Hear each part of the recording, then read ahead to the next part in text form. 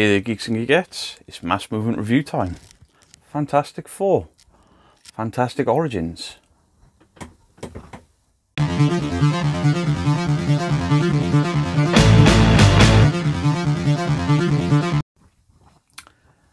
So Mass Movement have once again kindly given me something to review.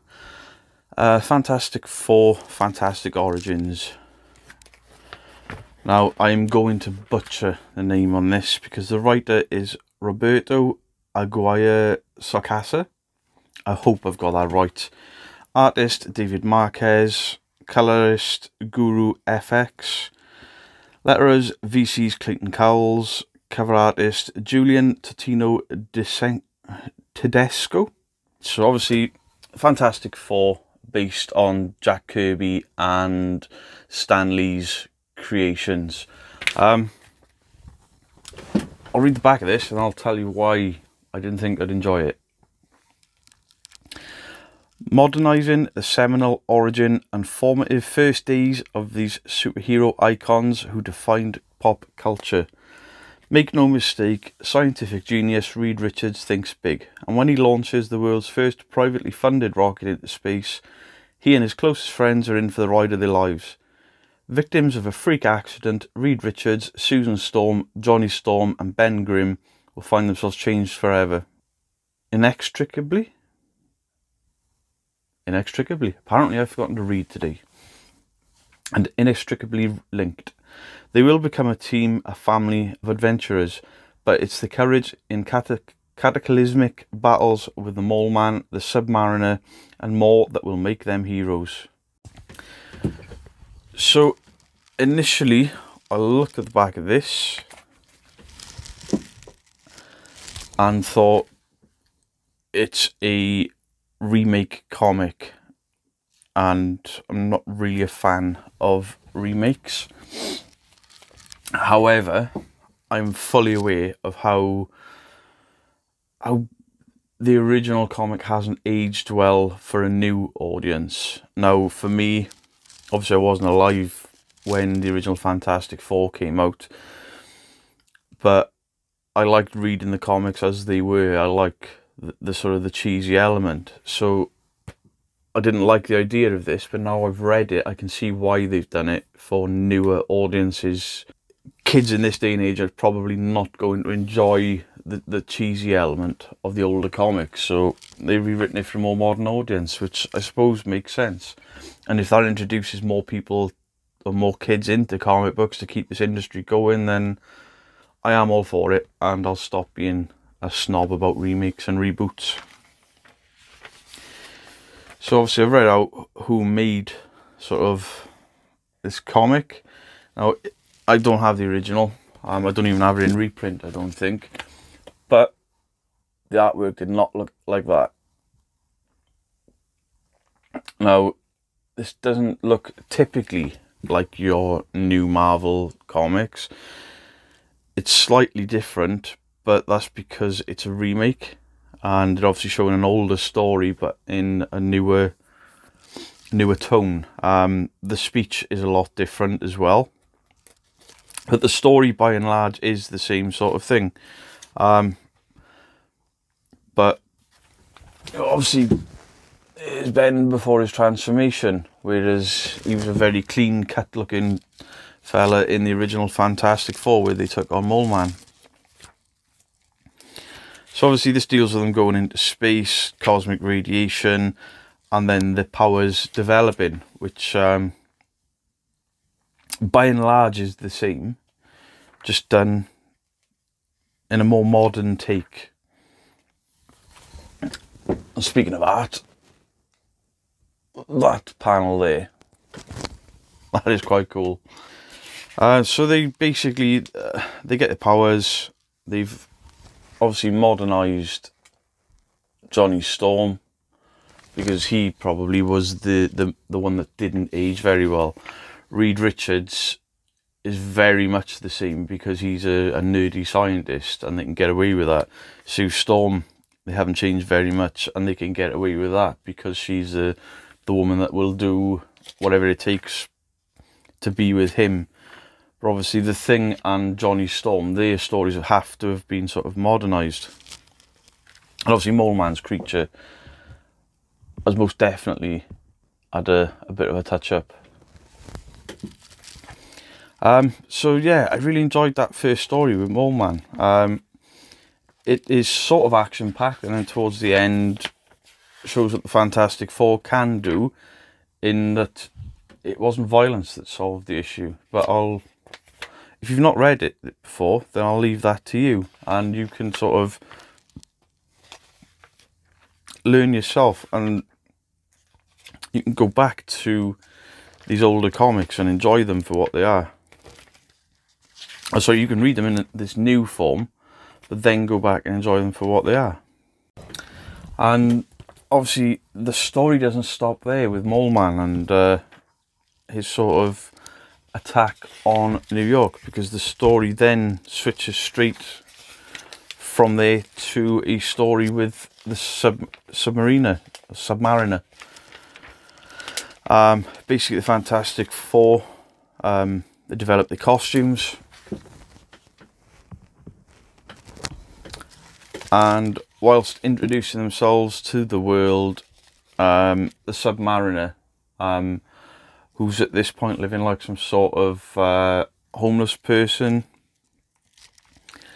basically the Submariner gets a flashback to fighting with the Human Torch, and when they announce the Fantastic Four with the superhero names, Mr. Fantastic, the Invisible Girl, the Human Torch and the Thing, the Submariner has a flashback to the Human Torch, because apparently he's lost his memory.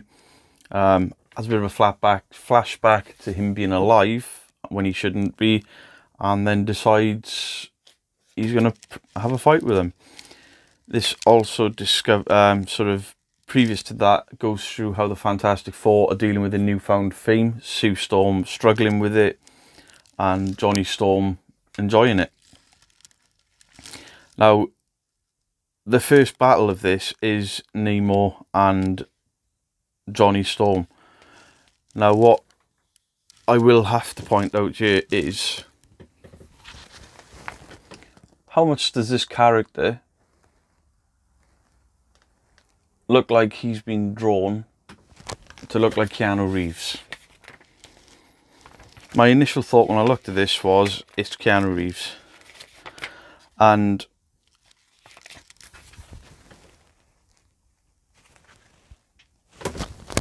Keanu Reeves is apparently signing on to play a Marvel character.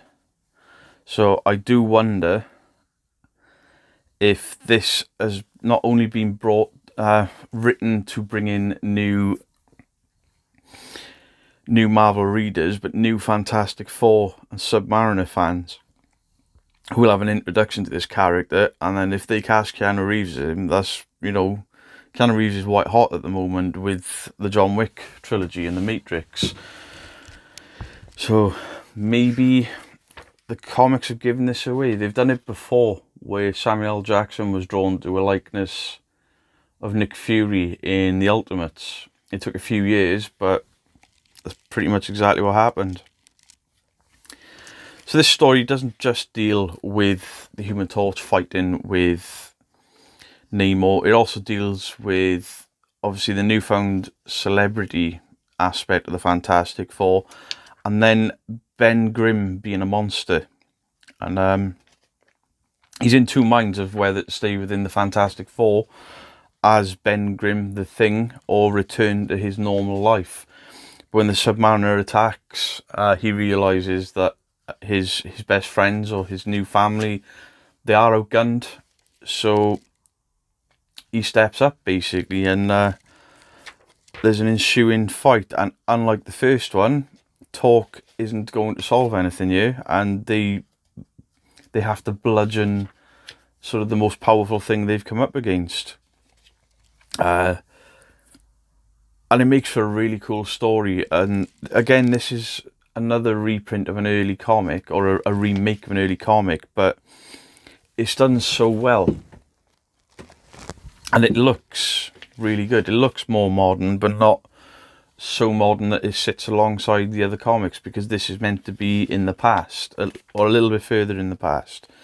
It goes to show the extent of Sue Storm's powers. I don't think we've seen the tip of sort of Johnny's powers, but Johnny Storm sort of starts to realise how powerful he can be. They all agree Sue Storm is the most powerful, and they realise that they do need the four of them to beat such a powerful enemy. Obviously, I'm not going to give the end of that away in case you haven't read or is one of the most classic comic books, but it's worth it. It's still quite cheesy and old school, the fight, but I really enjoyed it. And then we get Fantastic Four number 570, 2009. It's an adventure, it's family, it's tough questions in dark times. See what happens when Reed Richards tries to solve everything in the first issue of writer Jonathan Hickman's landmark run. Now, clearly this is stepped straight into the more modern Marvel art, and that's cool. It deals with the family aspect of Franklin and Val Reed Richards and Sue Storm's children. It sort of introduces them, and obviously Val is a 3-year-old child with the brain capacity that's almost online with Reed Richards already, and they don't delve into Franklin very much. Obviously I know what happens with Franklin in the future, and then the story basically goes to Reed going off on his own, with him trying to change the outcome of our future, because he knows the end of the world is coming, and he meets up with all of the other Earth dimension versions of himself, and they decide they're going to help Reed reach his full potential, and then the book ends. And it feels like an incomplete story in the back of a graphic novel, which normally they can finish on a cliffhanger, but they normally try to leave at least the story. There's literally nothing in this story. The last page is cool. It is cool to see all these different Reed Richards, but I'm so not up to date on Fantastic Four. The story didn't mean anything to me. I know what Franklin Richard becomes in the comic books, but I don't know. So there's my sort of description of it. I can't give this a high mark, because I know the stories that were in there, or two of them, and the third one was incomplete. So the art is brilliant. I do like the idea of the new storytelling. For effort, I'd give it 10 out of 10 for trying to entice new fans in and get new fans involved in this sort of community, in this media. That I'm all up for. I'm just not sold on a retelling of the same story for me. And the last book was too short. They should have put the second part in or something, just to give us a bit more. So I think this is probably going to be my lowest reviewed book so far, and this is going to get a 7.5.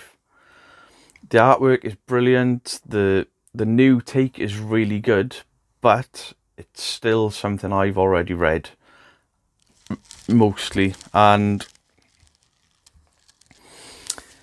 yeah, it's just an updated book and an updated story for a new audience. Well, I'm not the new audience. I appreciate it, and it does look like a beautiful book. The last book is an odd placement, because by the time Reed and Sue have these kids, you've jumped years and years and years worth of Fantastic Four stories. So I know that would probably catch up with modern comics, sort of, or maybe not. Maybe they completely rebooted it and is staying rebooted. But yeah, 7.5. And like, that does sound harsh, but if I'd never read any Fantastic Four, this probably would have got a sort of a 9.5 out of 10. But unfortunately, I have.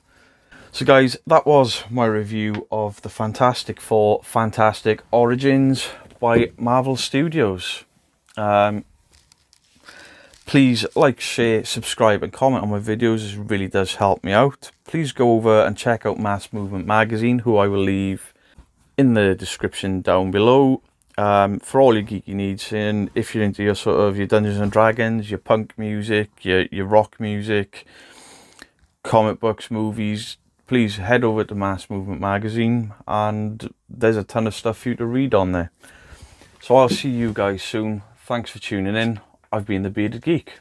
Goodbye.